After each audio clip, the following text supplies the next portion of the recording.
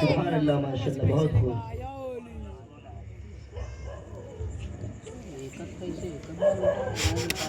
क्या समझे आप? यानी बच्चों को अगर पढ़ाने वाला बिस्मिल्लाह पढ़ा रहा है, उस्ताद कितने बाहर है आज देखिए बेटा हमारी औरतें माशाअल्लाह चेहरा देखा उनका उस हद तक पहुंच चुकी है जो एक तरफ अल्लाह ताला अगर उसका बेटा रुए जमीन पर बिस्मिल्लाह पढ़ाए तो अल्लाह ताला अजाब रोक दे। तो जरा सोचो कि आपके बच्चे अभी यहाँ आकर कोई नाते रसूल पढ़ रहा है, कोई अल्लाह का जिक्र कर रहा है, कोई रब की सना बयान कर रहा है, कोई हदीस बयान कर रहा है, तो क्या समझे दरअसल मौलाना ने आपके बेटों को पढ़ाया है, लेकिन साथ ही साथ आपको भी जन्नती बनाया है। इसीलिए आज अल्हम्दुलिल्लाह, और ऐसा नहीं है कि हजरत ने सिर्फ तारीफ के लिए ही सबको बुलाया है, ऐसा नहीं है। जो देखा है वो लोगों ने बोला है, जो देखते हैं वो बोलते हैं। आज मिलाद का मौसम और इसके अंदर आपके बेटे इतने बड़े मंच के ऊपर एक बच्ची माँ का जिक्र कर रही है, दूसरा बच्चा बाप का जिक्र कर रहा है, और इतने सारे उलमा के नजदीक अगर आलिम को खड़ा कर देते हैं तो वो भी कांप जाता है। लेकिन यहाँ आकर जो आपके बच्चे पढ़े गए माशाअल्लाह, एक से एक बच्चा बेहतरीन से बेहतरीन पढ़ रहा था, लेकिन उसके पीछे अगर कोई मेहनत करने वाला है तो वो आपके हजरत है। और मौलाना सलीम रजा नूरी साहब के साथ यहाँ की यंग कमेटी है, यहाँ के लोग हैं माशाअल्लाह। आप बहुत नेक लोग हो, बहुत अच्छे लोग हो, लेकिन दरअसल क्या है कि जब भी आप अपने कदमों को दिन की तरफ बढ़ाया है, आप पीछे हट गए। अभी एक बात चली कि पैसा भी खर्च करो, पैसा भी खर्च करो। अल्हम्दुलिल्लाह, आइए हजरत अबू बकर सिद्दीक के हवाले से एक बात पेश करो। आज हर एक कामयाब होना चाहता है। क्या आज कोई भी हो, अगर किसी के पास गाड़ी नहीं है तो वो गाड़ी का ख्याल करेगा, कोई माल नहीं है तो माल का ख्याल करेगा, कोई घर नहीं है तो मकान बनाने की ख्वाहिश पैदा करेगा। लेकिन याद रखो दोस्तों, हर एक कामयाबी के पीछे भाग रहा है, और कामयाबी कहाँ भागती है? कामयाबी किसके पीछे है? आप लोग पहले एक सवाल का जवाब दो कि आप गरीब रहना चाहते हो या मालदार बनना चाहते हो? गरीब। माशाअल्लाह, अल्लाह दिल गरीब रखे, लेकिन हमें मालदारी की जरूरत भी है, हमें माल की जरूरत भी है। लेकिन मालदार हमें फिरौन और नमरूद की तरह नहीं बनना है।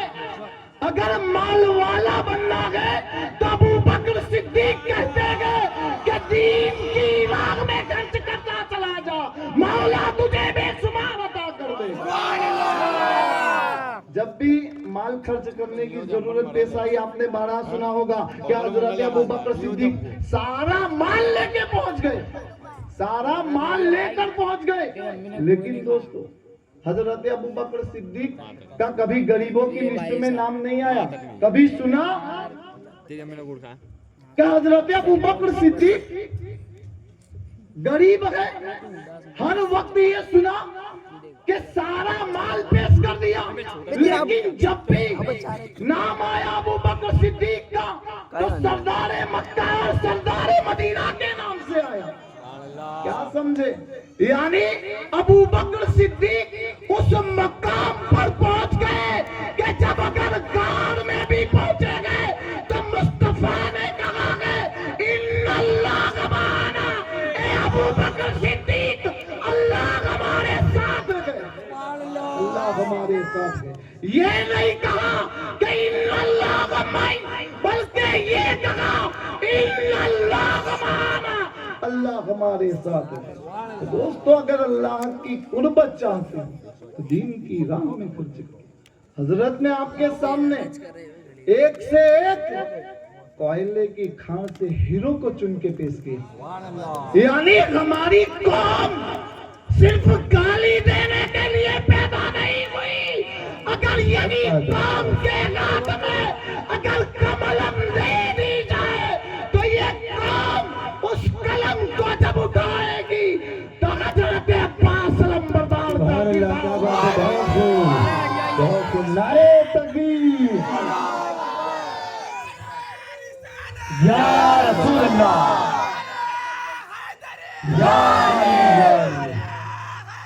या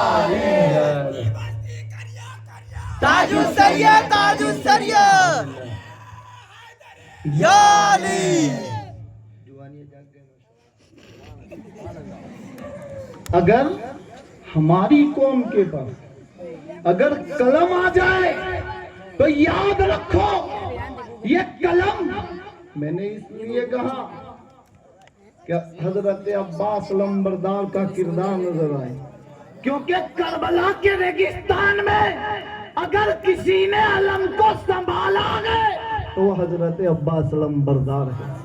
और ये कोई अलम मामूली नहीं है, ये मामूली अलम मत समझना, ये वो अलम है जो मुस्तफा ने मौला अली को अता फरमाया। सुभान अल्लाह।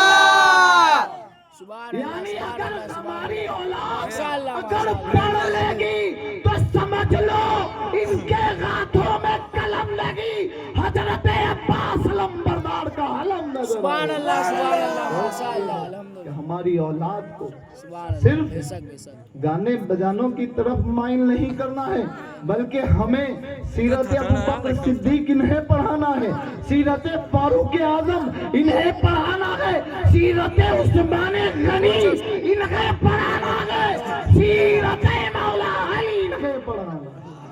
अगर ये पढ़ लेंगे, अगर ये पढ़ लेंगे, क्योंकि हमारा अगर कोई फ्यूचर है, कोई भविष्य है तो हमारी औलाद है, ये हमारी औलाद, ये हमारा फ्यूचर है। मैं मुख्तसर से वक्त के लिए खड़ा हूँ, बहुत क्योंकि तवील गुफ्तगू करना नहीं चाहता, सिर्फ ऐसी बातें आप लोगों को बता दूं कि आपका जहन खुल जाए। और जो आज हमारा माशरा जो उल्टे रास्तों की ओर बढ़ चला है, आज हजरत ने मेहनत करके ये बता दिया, आपके नौजवान कमेटी के अफराद ने ये बता दिया कि हमारी औलाद को अब कुछ किसी चीज की जरूरत नहीं है। अगर इनकी जिंदगी में कोई जरूरत है तो वो एजुकेशन की जरूरत है।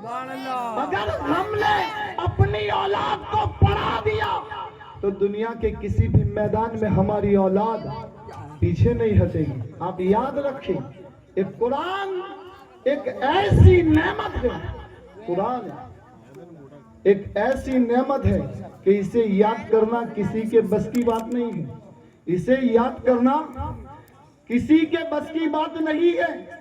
कि आपके बच्चे यहाँ आकर बोले तो ये बोलना कोई आम बात नहीं बल्कि बहुत बड़ी बात है। इसलिए जब हमारे बच्चे अगर कुरान को हिफ्ज कर लेते हैं, हमारे बच्चे इतनी सख्त जुबान अरबी उसे जुबानी याद कर लेते हैं, अगर यही बच्चों के पीछे अगर हम अपना जहन दौड़ाए, अगर इसके पीछे हम मेहनत करें, स्कूल में इन्हें भेजे, तो ये बच्चे जो कुरान जैसी सख्त किताब को याद कर सकते हैं, तो ये मामूली किताबों की क्या हैसियत है? मामूली किताबों की कोई हैसियत नहीं है। और याद रखो, आज तक हमने सिर्फ यही सुना है कि इल्मे दीन हासिल करने के लिए चीन तक जाए, लेकिन इल्मे दीन के अंदर हमारा दुनियावी एजुकेशन भी शामिल है, दीनी एजुकेशन भी शामिल है। दीन के साथ दुनिया का भी एजुकेशन हासिल करो, इसलिए कि ये कौम जिस दिन एजुकेशन को समझ लेगी, ये कौम दुनिया के किसी भी मैदान में पीछे नजर नहीं आएगी। कमी है, हमें अच्छे एजुकेशन, आज हमें कमी है अच्छे वकीलों की, आज अगर हमें कमी है तो अच्छे डॉक्टरों की। जब कोरोना जैसा मामला आया, आज कोरोना जैसा मामला आया तो याद रखो हमारे कितने नौजवान चले गए, हमारे कितने नौजवान चले गए। काश के हमारे पास अच्छे डॉक्टर होते तो हमारे ये नौजवान मरते नहीं बल्कि बच जाते। तो इसलिए हमारी कौम में अच्छे अच्छे वकीलों को पैदा करो, अच्छे अच्छे डॉक्टरों को पैदा करो। ये कब होगे? जब हम अपनी औलाद पर ध्यान देंगे। और इसके लिए आखिरी बात, इस चीज को अगर आप लोगों ने समझ लिया तो आपकी जिंदगी संवर जाएगी। इस चीज को आपने समझ लिया तो आपकी जिंदगी बन जाएगी। इसलिए कि सिर्फ यहाँ पर बैठकर हम नारे नहीं लगवाएंगे बल्कि सादगी साथ तुम्हें एजुकेशन का भी ज्ञान देंगे। हम तुम्हें सादगी साथ ये बताएंगे कि अपनी जिंदगी में इनके लाभ पैदा करो। जब इनके लाभ पैदा होगा तो तुम्हारे घरों से भी अच्छे अच्छे डॉक्टर बनते हुए नजर आएंगे। इसके लिए क्या है? सबसे पहले बेशक सुभान अल्लाह कि हम अपने घर का माशरा सुधार। कोई बड़ा इंसान यानी बाप अपने बेटों के सामने कभी गाली ना बोले, कभी भी गाली ना बोले, कभी अपनी औलाद के साथ कभी झगड़ा नहीं। अगर मियाँ बीवी अगर लड़े तो याद रखो यही चीज तुम्हारे बच्चे सीखेंगे, यही चीज तुम्हारी औलाद सीखेगी। और याद रखो अगर सबसे पहली कोई दर्शगाह है तो वो माँ की गोद है, सबसे पहली दर्शगाह। तो याद रखो आज हजरत ने आपकी आज हजरत ने मेहनत करके बता दिया कि एकता नगर वालों सिर्फ हमने जन्म दादागिरी के लिए नहीं लिया गए, हमने जन्म लिया गए अच्छे एजुकेशन के लिए भी लिया गए।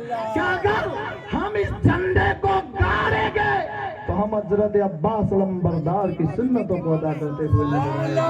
जब हजरत अब्बास लंबरदार की सुन्नतें नजर आएगी तो याद रखो अली का किरदार भी नजर आएगा और नबी की सुन्नतें भी नजर आएगी।